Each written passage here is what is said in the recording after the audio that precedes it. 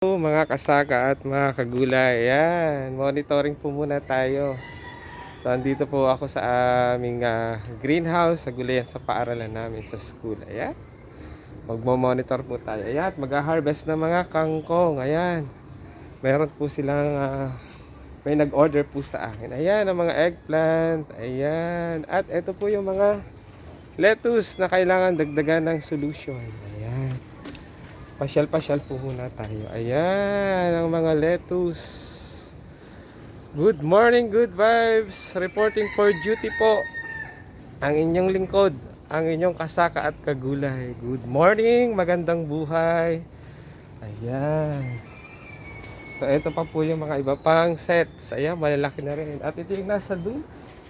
45 days, malapit na rin po. January ay pwede na siyang i-harvest. Good morning, good vibes.